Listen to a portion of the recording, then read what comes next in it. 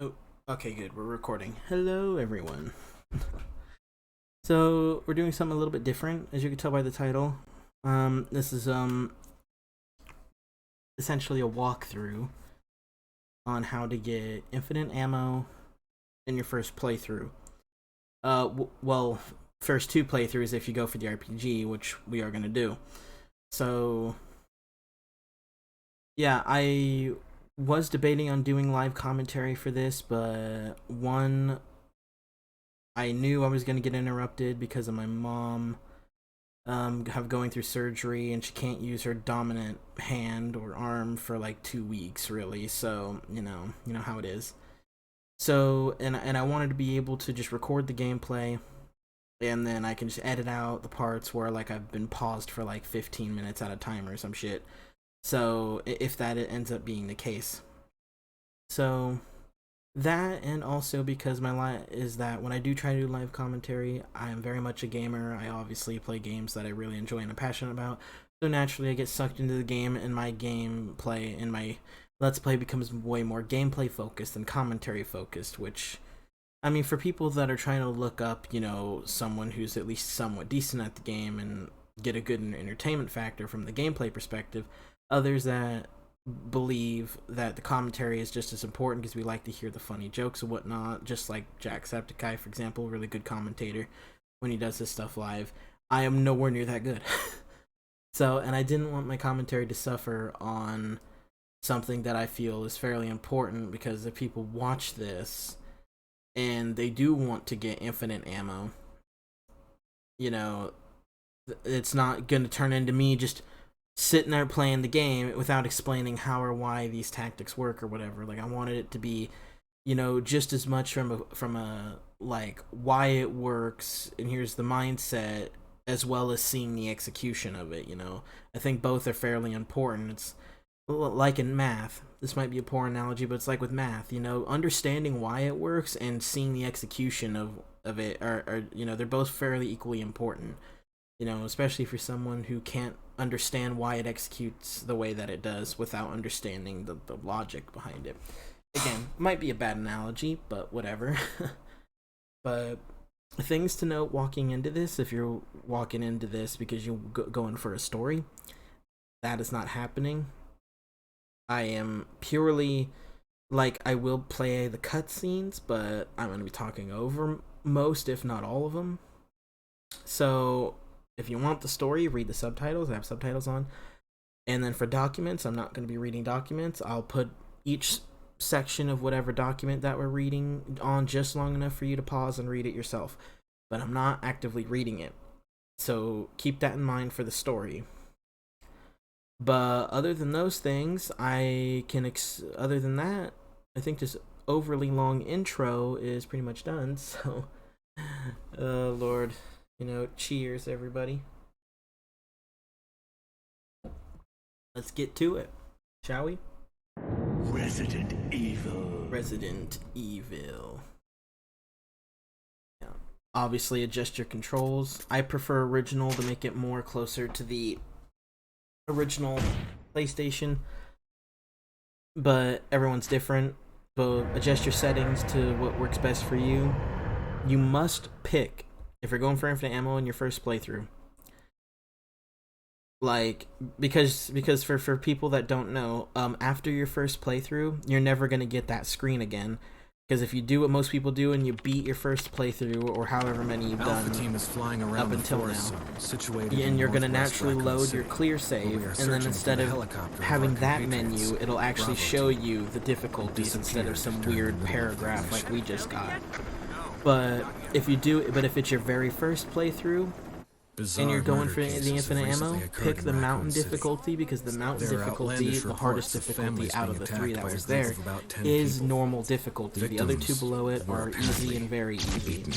And in order to get the infinite ammo pistol, which is what we're going to be doing with Jill, you have to play on normal difficulty or higher to get the infinite ammo weapons. But you have to, in order to get the pistol, you have to beat the game in under 5 hours. And for the RPG, infinite ammo RPG, you gotta beat it in under 3. So, but you have to be on normal or higher, like I said. So if you're loading a clear save, actually hit normal difficulty, or if you want to be ballsy, put it on hard. If you really think that you're, if you can do it, you can do it. Great. But if you want the easiest way to do it on normal. You know. So, but yeah, that being said, you know, once you've started on normal difficulty, which is what we're doing, obviously these cutscenes will play out. If you want to watch them, fine. If you want to skip them, fine. I honestly don't know if cutscenes are factored into the in-game time. I forget, but for the most part, the cutscenes are fairly small, so if you really know what you're doing, the cutscenes should not make a massive impact. Normally. But again, if you want to skip the cutscenes, that's fine too. I'm just watching them because why not? But anyway, the reason why I chose Jill for this first playthrough is because she's easier to do this with. Because Jill has 2 extra inventory slots, which makes it easier to grab inventory and quest items and just manage your inventory in general. And if you really know what you're doing and you go and you know a really nice path, you know, through the game, it can minimize the amount of time you're in your item box, which is quite nice as well, which again saves time. So Jill is just a really good character overall. The only detriment that she really has is she has less health than Chris, but on normal difficulty, especially if you, I mean, it's not, it doesn't really come into play until later in the game when you start fighting harder enemies like the hunters that can one-hit kill your ass. But then again, they can one-hit kill you at Chris anyway, so it doesn't matter. But yeah, like when you're dealing with tougher enemies, it comes into play a little bit, but if you know what you're doing and you're good at managing your resources, that you usually will kill them fairly quickly anyway. So that doesn't really matter. Not a whole lot. But yeah, so the first thing, obviously walking in for an infinite ammo run, have it on normal difficulty or harder. If you want to do it as easy as possible, go normal difficulty naturally. But again, if you're an overachiever, go on hard mode. So, and then preferably for, again, because the inventory stuff, like I said, preferably play Jill. If you want to play Chris, you can do it, but you're gonna have to do it a little bit differently because again, you have less inventory, which means it's harder to put everything together. You're gonna go to the item box a little bit more. Chris? It's yeah. Jill, go and investigate. Again, I'm going with her. Playing on normal difficulty and playing as Jill just makes it easier to get the infinite ammo weapons. That doesn't mean you can't do it by giving yourself a bigger challenge. You can still do it if you really know what you're doing and you got mad skills. It's just if you're someone who's a bit more of a casual but you want that infinite ammo, like I am, like I'm a bit of a casual but I love the gameplay, and sometimes you just want to have a casual nice run without having to worry about ammo, right? So naturally you want that infinite ammo. But yep, this game makes you work for it, so here we are watching this video together. You know. But yeah, if you want to get infinite ammo easier, normal difficulty as Jill. Easiest way to do it. But anyway, you can see I overwrote a save there because I tried to attempt the gameplay I think once or twice before, but I kept being an idiot and making big mistakes because it's been quite a while since I've actually done an infinite ammo run, because I have the game on Steam as well as PlayStation, and I primarily play it on Steam. I think you better take a look at this. I think I've gotten every achievement except for one on Steam, so I have infinite ammo, RPG, and all that. So it's been a while since I've done a run where I'm trying to unlock them again. It's been a hot minute. And I also I've done it on Switch as well, because I have this game on Switch because I love it. And I got infinite ammo on that as well. But it's been quite a while since I've done a run like that, so I ended up screwing up forgetting basic things like making multiple save files in case you make a mistake, and then when I did make a mistake I wasn't able to fix it, so I didn't realize until after I saved over it, and it basically killed my run. So that's what you saw me doing. So yeah, but I have not actually successfully completed my first playthrough on the PlayStation version, which we're playing now. Like I kept making mistakes and had to basically scrap it and redo it because I wanted my first playthrough to be this video. So yeah, a day in the life of a YouTuber, am I right? But Barry! But yeah, what is it? So look out! It's a monster! Anyways, the reason why I saved right there Let me is take care of it. because this game has no auto saves for those that don't know, and if you die without saving, you have to redo the whole game. So yes, while it is normally if you're on normal difficulty or easier, let's report this to Wesker. the odds of you dying before getting to your first proper safe room instead of just saving in the Great Hall is a bit. I mean, that doesn't really happen, but sometimes you get cocky, and that's happened to me where I've gotten a bit cocky, put myself in a shitty situation, and then I died without saving. Like, it has happened. We're all human. We make we do stupid shit. So just, if you want to avoid having to rewatch the cutscene and pick your character and do all that shit, just save right there. But if you're confident that you can make it to the first save room without needing to save right there, then do so. But anyway, the first thing that you're gonna see me you're gonna see me utilize is stair skating. I'm pretty sure that's what it's called. I don't know if there's a different name for it professionally, but I call it stair skating because the video that I watched when I tried to do an infinite ammo for the first time, what's going on naturally, like most of you that are probably here, were like, I need to find Chris, I want infinite ammo, but I don't know how to do it. I don't know the layout. I don't know any speedrunning tactics because I'm just not fast enough or whatever. Okay, then I'll try something. the door on the other side. Yeah, and I found stair skating, and it does help. We could easily get lost. No. I mean, the biggest help is map sense and knowing where to go and optimal paths, but a lot of those paths require stairs, so stair skating will come into play quite a bit. But yeah, all you need to do is, whenever you're on stairs, going up or down it, whatever your sprint button is, just spam it. Something happens. Spam it fairly quickly. You don't need to go trigger fingering it like it's Mortal Kombat or something, where you need to be fast as fuck, boy. But you do need to be fairly quick. So, but yes, stair skating is super easy to master. You know, like, and you'll use it all the damn time. All the damn time for your runs. Because once I found it, I use it even on a casual run where I don't care about my time. I just use it all the damn time. It's just so nice. Plus, it's funny to see the characters fidget like they do, you know, so. At least that's my opinion. But anyway, stair skating, you know, very important. This room right here that we're entering, where we're about to grab pistol ammo and 2 herbs, you're never going to come through this room again. Well, actually, you will. You'll come through this room like one time. One time. Mostly because when you get later in the game and you spawn hunters, this route doesn't have hunters, and it's just safer. It's a tad bit longer because all the ways that are fastest normally without enemies have hunters in between you, so then you end up having to fight them. And of course you can't not fight them, because if you run away they could insta-kill you, because hunters are fucking assholes like that, because they do have a 1-kill move.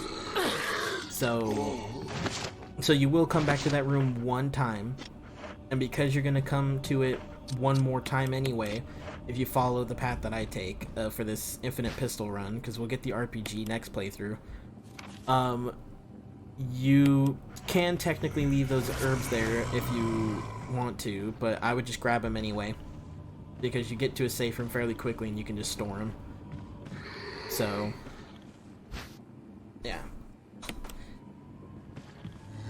Yeah, but anyway, you saw me get grabbed a little bit ago. If you want to escape grabs, you would wiggle your left analog stick, or whatever the equivalent is. And then, you know, like, depending on if you're on keyboard and mouse or whatever, just whatever's the equivalent, just, you know, wiggle. And then spam the sprint button. I don't know if spamming the sprint button helps. I just do it because that's just what I've done from the start. Now I'm just kind of committed to it. But, I mean, it can't hurt. I highly doubt it's going to hurt you at all. if it doesn't, if it doesn't do anything, it doesn't do anything. But definitely wiggle the, your whatever it is for you to move, whether it be your stick on an Xbox controller, PlayStation, or Switch, or if you're using WASD or whatever, just wiggle like your life depends on it. and then yeah. And then for dodging zombies that are trying to grab you, they're fairly easy to grab. You'll see me do it multiple times throughout this. Usually it's just getting at an angle and then backing up a little bit. But again, you'll see it throughout the video, and it should be fairly easy to do once you see it a few times. It's not going to be perfect because the fixed camera angle can sometimes, screw with your depth perception, so you just kind of have to get a feel for it. Because you'll end up backing up too early and you realize, wait a minute, he's not close enough, or something. And then, but again, little trial and error, but you'll get it down. But anyway, now that we're at the graveyard, you'll see that I passed 2 zombies. The reason that I passed them, instead of just killing them, one, I don't have enough ammo where that's even feasible right now. Well, yeah, I could kill them. But then the problem is that once you kill zombies, they turn into Crimson Heads if you don't either A, shoot their head off, which is a random chance, and if you don't blow up their heads before they fall down, then they start mutating. And then once they fall down dead and they start mutating, you have a certain amount of time before they change into Crimson Heads, which are stronger, faster, deal more damage. It's just not a good time. You don't want that to happen. So like, if you don't blow up their heads before they fall down dead, in quotation marks, then you need to go set them on fire, which you'll see in a little bit. But those zombies, as you can see, are very easy to dodge because the second one in the very back doesn't get triggered until you get past the first zombie. And even then, there are cases where if you really hug to the right as you approach the thing, you can sometimes make it to where he doesn't get triggered to move, and you only have to deal with the one. So it is fairly easy to dodge them, especially because when you successfully get to the stairs, there's an invisible wall there that only you can pass, as you could see how the zombies would just turn around, because they can't go down those stairs. So you can just wait on the stairs, wait for them to turn around, and then push past them, and then they'll instinctively try to do a 180 and grab you, but typically, because they won't register that you're grabbable until right as you pass the invisible wall, especially if they're very, very close, they, for the most part, aside from the occasional mistake or just a random fluke, more often than not, they will miss you. So you can just run past them and you'll be fine. So those zombies I wouldn't waste your ammo on, because as soon as you get all 4 death masks, like that book mentioned, they will despawn. And unless you're one of those people that don't go back to the graveyard until you get all 4 death masks, which I'm not one of them. I usually make one additional run, which you'll see later, for inventory reasons, to get prepared for the boss fight. But depending on how you play the game, you're only going to go there like maybe 2 other times, and one of which is going to be the final time where you trigger the boss fight. So that's kind of debatable. Like, for the most part, you don't really go back there nowhere near often enough to justify killing them, especially with how incredibly easy it is to get past them. I think on hard difficulty, there's 3 zombies instead of 2, so it's a little bit harder to get past them, but on normal, it's very easy. Just sprint past that first one. The other one may trigger, he may not, but then just wait on the stairs until they get close enough and turn around, then just run past them. Easy. But the next thing, you'll notice how I used the key on that basement door, but I didn't go in it. For the most part, unless you're someone like me who's put a ton of hours into the Steam version, like I said, getting infinite ammo and stuff, and the Switch version, like, unless you're, like, I wouldn't say I'm a pro player, because I'm not, but I would consider myself more than a casual, because I think I play this too much to be considered casual, but not quite pro level. Like intermediate, maybe, I guess. I don't know. I'm tooting my own horn at this point. But yeah, anyway, there's certain things that you're going to see where you're going to be like, how the hell do you know that? It's purely because I played the game so many damn times, because there's going to be things that I skip purely because I know what codes or whatever that I need, because I played the game too damn much. So, but again, you're watching this because you want infinite ammo. You want to save time, right? So that's good. It's good I'm showing you these things, right? But yeah, I use that key down there because of the discard feature, where once you unlock every door associated with that key, it gives you the option to discard it and frees up an inventory slot. And there is a little bit of a strategy you can do where if you follow a somewhat specific path with each key, you can make it to where, like, oh, I know I'm gonna grab this quest item, but all of my inventory spots are full because I'm about to go fight a boss or something, let's say. But if you follow a fairly specific path, when you'll open that last door, the key will disappear and you can grab what you need to grab without having to go visit the item box. So, and especially with Jill, where you have 2 extra inventory spaces, you're more easily able to do stuff like that than with Chris. That still doesn't mean you're not going to have the occasional, like, oh, I need to go for an item box visit anyway. For whatever reason, getting some stored ammo or a first aid spray or whatever, but anyway, there are some slight strategy elements with the key in terms of that. I don't know if you would call it a strategy or just what, I don't know. I mean, I would call it a strategy because you're manipulating the discard feature to suit you because of how the paths that you take and be, like, I call it a strategy. Some of you might not, but I don't know. But anyway, yeah, but that's why I unlocked that door down there, because one, of that discard feature, and then second, because you're gonna go down there anyway, so I don't need to go in there, because you do have to go down there later in the game, but you go down there a different way. So you will end up going down there anyway, so why do it now? Plus, there's nothing good down there except for, like, a dagger. Actually, I think it's only a dagger, a defensive item, so it's not. So there's really no reason for you to go down there this early in the game, other than just to unlock the door and discard the key. So that's why I do that.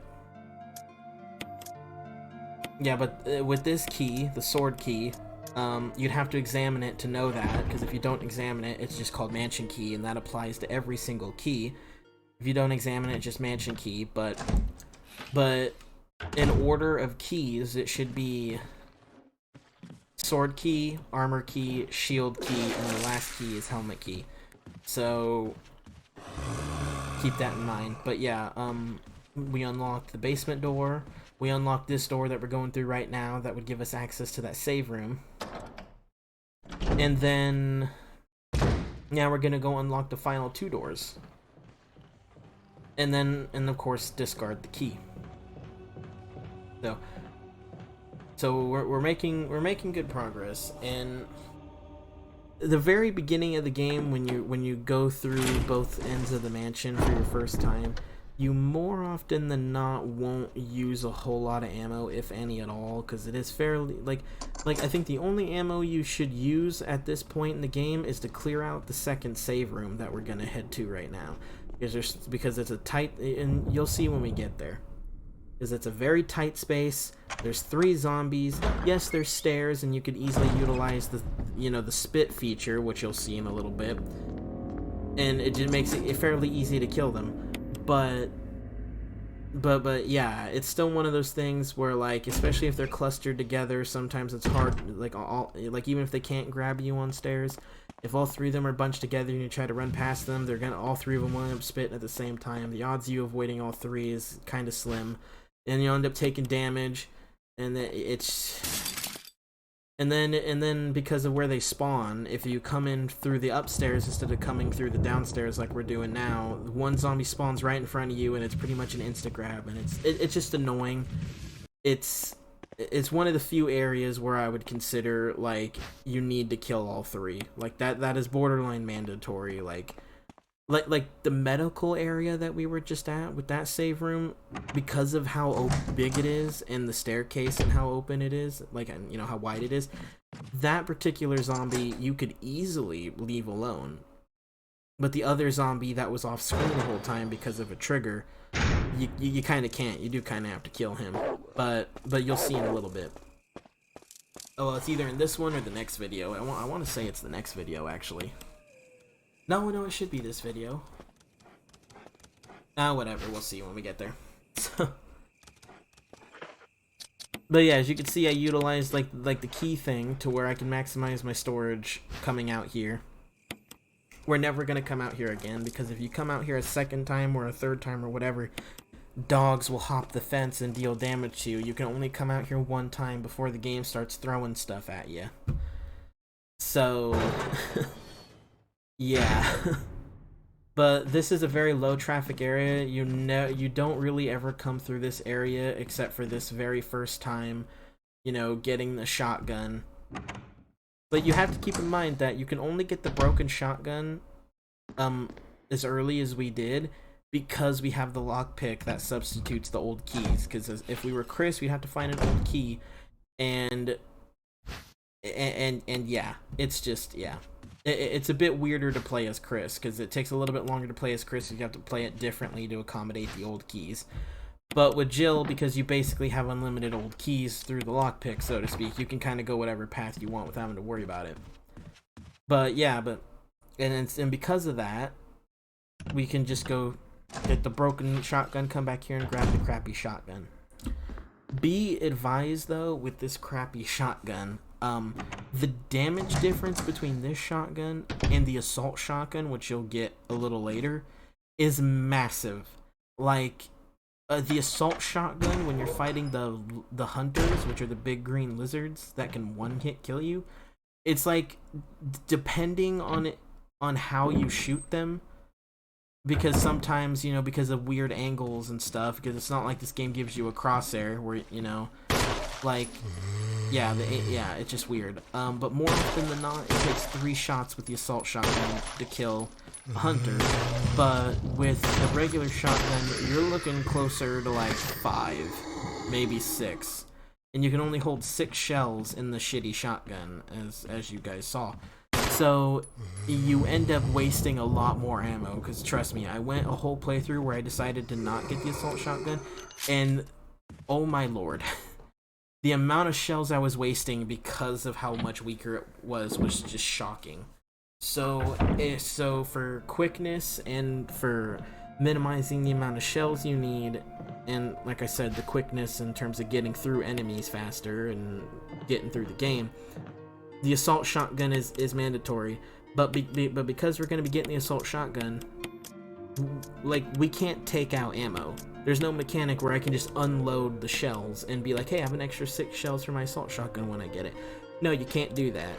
So utilize those 6 shells that you're gonna have to keep in that shitty shotgun as like an emergency for if you make a big mistake and you need to like kill a zombie that's about to kill you real quick because your pistol won't do it fast enough. Or just use it the way I'm gonna be using it with the dogs and stuff, and with the Crimson Head boss fight, when we get the death masks. Like, it becomes a really nice thing to use. Like, because again, there's a little bit of strategy you can play with that as well. So, but yeah, but now that we got our oil canteen, we need to go grab the lighter. Like, if we were playing as Chris, we would have already had the lighter. But because we don't, we gotta go find it. But it's just upstairs, so you don't have to go far, which is really nice. Yes, yeah, see, there's a zombie right there, and then there's another zombie to the right, around the corner, in front of the door that you would use if you came from the upstairs to get here. So, like I said, he'd be right in your face. But yeah, see, there's the spit mechanic I was talking to you about. When you're on stairs, they can't grab you for whatever reason, so they just spit on the ground, and if you walk into it, you get damaged. So you can utilize that for every zombie that's on the stairs, but you still want to be a little bit careful.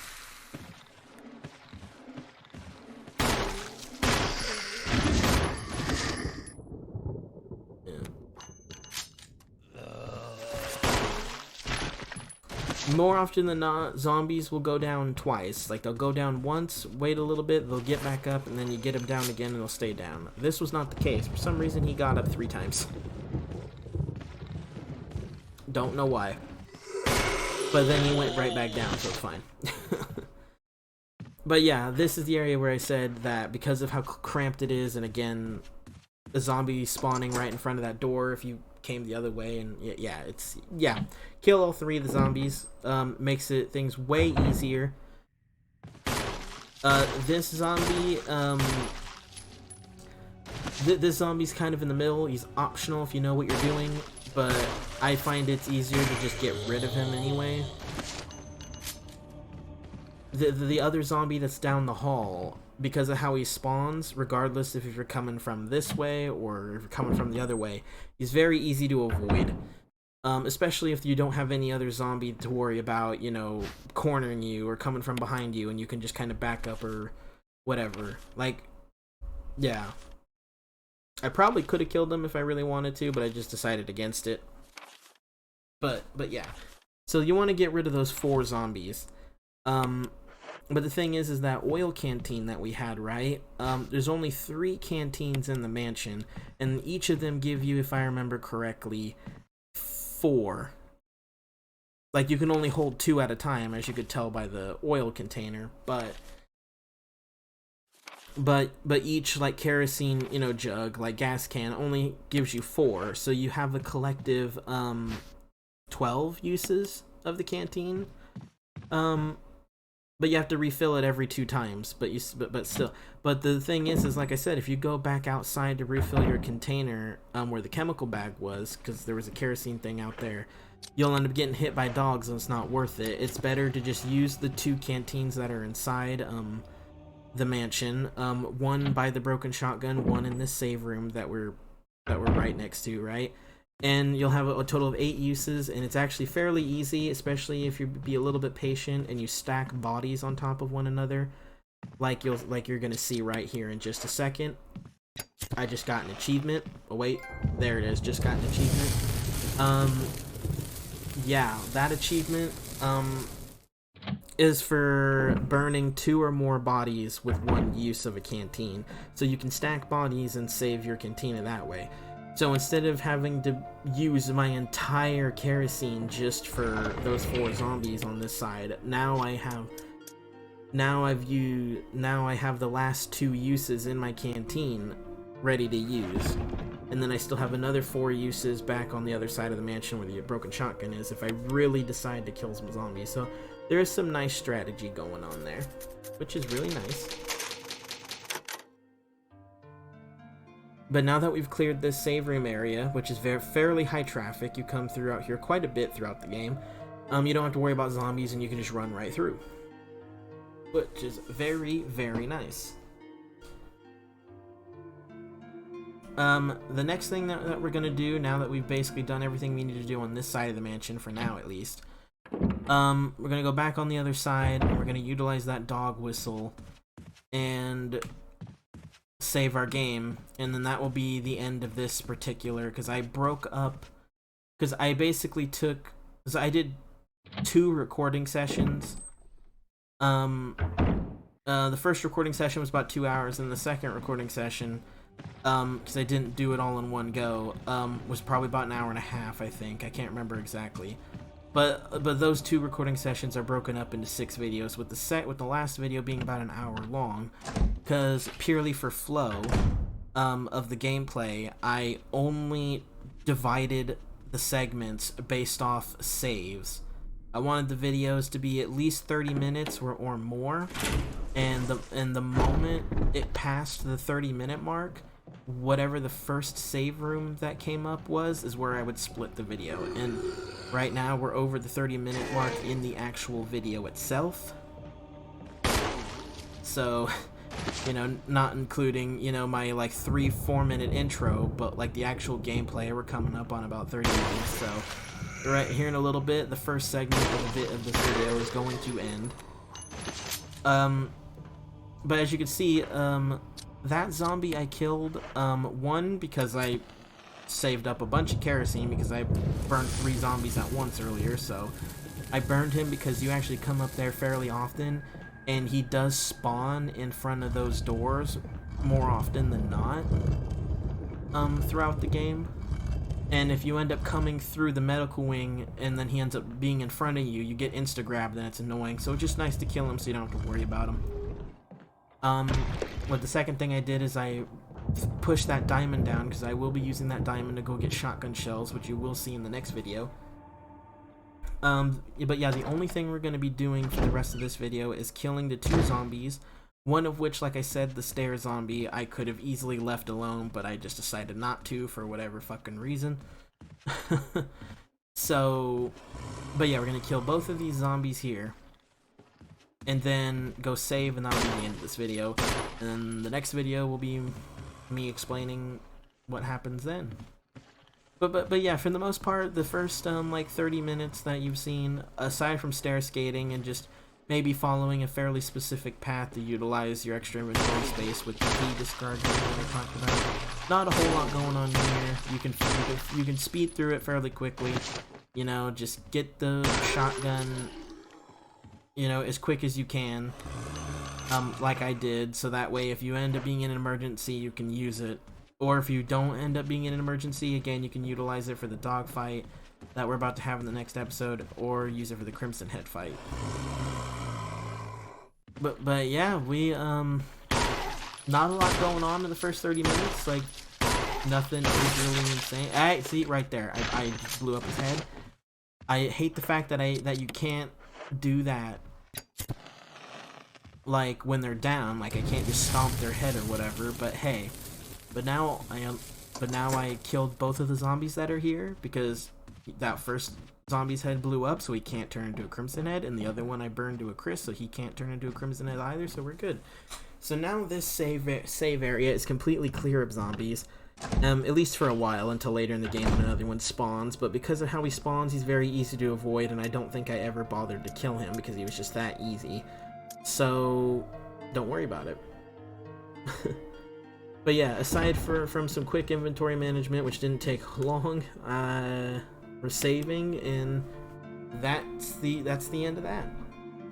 So I hope that was, again, I talked pretty much that whole time, but you know, I hope that was a good explanation of the first little bit. Again, not a whole lot went on. I basically just explained, you know, like the pathing and everything.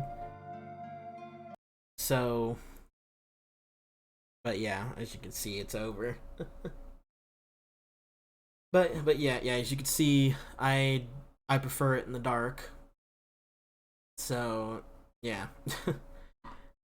But yeah, that is the first video. I hope you guys enjoyed, and like I hope you guys weren't overly annoyed with me talking pretty much the whole time. But like I said, I really am trying to explain thoroughly like why I do things the way that I do. But again, everyone's different. There's no set way to do this. I'm just showing you the way that works best for me when I go for the infinite ammo weapons. If you guys want to, if this way doesn't work for you, I'm sure there's plenty of other people with how old this game is, that can show you how to do it a different way and do it just as good, just as fast, if not faster, you know. But anyway, yeah, first video done. Yeah, and I will see you guys on the next video. Take care, everybody. Take care.